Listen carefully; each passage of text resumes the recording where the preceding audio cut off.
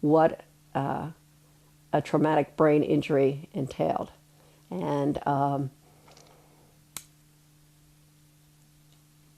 I don't know whether I really absorbed everything that that surgeon was saying to me at the time. But they had made a decision or recommended that Jack not have surgery. So he had a closed head trauma. And they were trying to control the brain swelling with drugs. And they put him in the intensive care unit. The next thing I know, I got a call from the insurance rehabilitation nurse.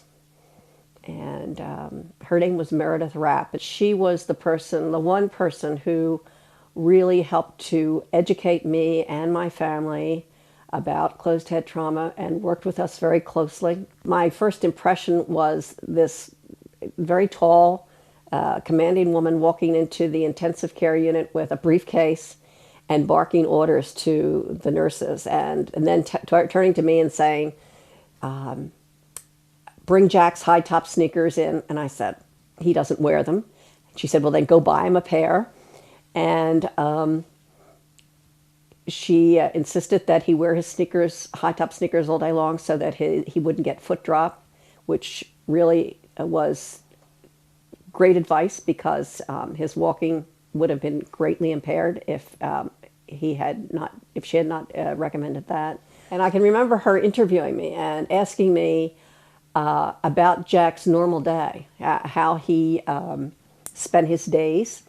And then after she absorbed all that information, she said to me, I want you to take this tape recorder and take it to the coach and have the coach tape what happens on the bus ride to and from games with the boys, tape some of the locker room conversations, and tell me the times of day that these occurred. I said, okay. So I did that.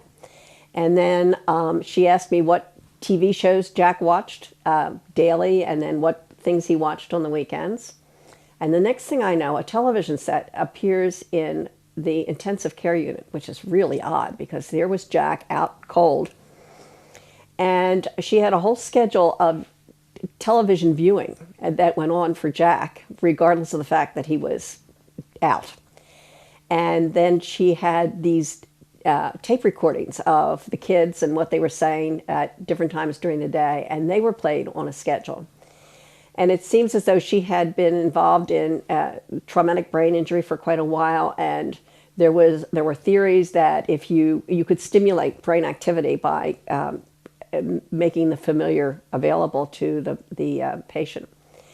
So that went on for almost 2.5 weeks, and then Jack was moved to the acute care part of the hospital, and he was there for about a week and a half, 2 weeks, and the whole time during intensive care and in the acute care hospital, Jack was had a regular schedule of exercise therapy. The exercise therapist came in and worked all his limbs so that he wouldn't become atrophied. Family came and talked to him like he was wide awake. About the first or second week of January, Meredith and I talked, and she said it was time to move him, and she was adamant that he not go in a nursing home, and that really was what happened to these young people at that time. It was 25 years ago. And she worked very hard to influence the folks at Bryn Mawr Rehabilitation Hospital to take Jack. And they usually didn't take people as young as Jack. So they finally said yes, he could come. And he had to be in a locked ward, which was okay. And for the first week, he was in a regular hospital bed, but going through a series of therapies.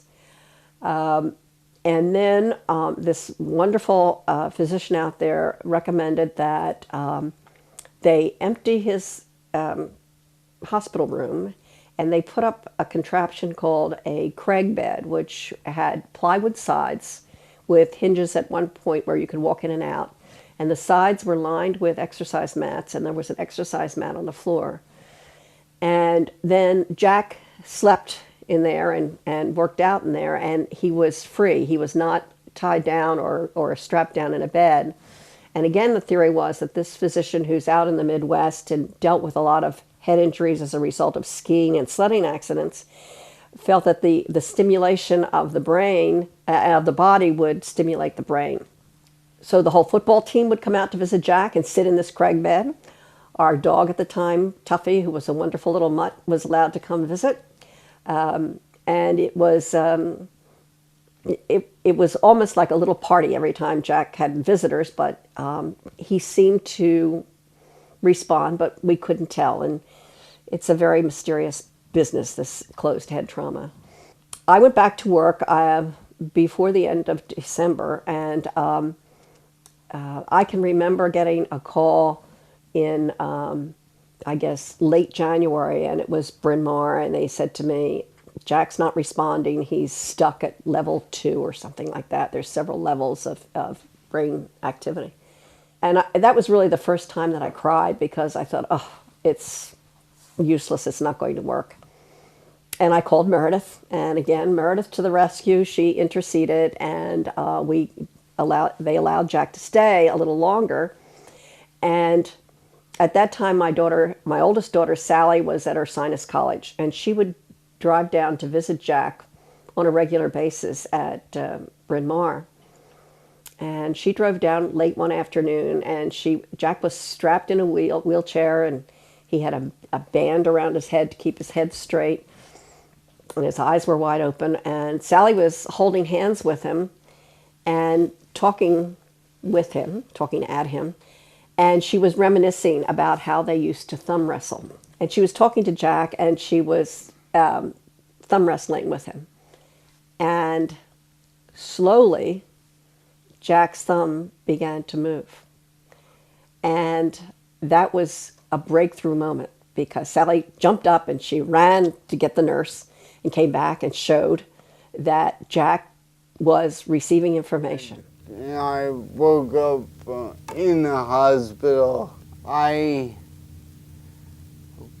was in a coma for 3.5 months. They knew then that things were working, and then he made several bold steps in terms of levels up. He went from like a 2 to a 4, and they started to really aggressively work him out. And I would say the people at Bryn Mawr were extremely creative, very dedicated.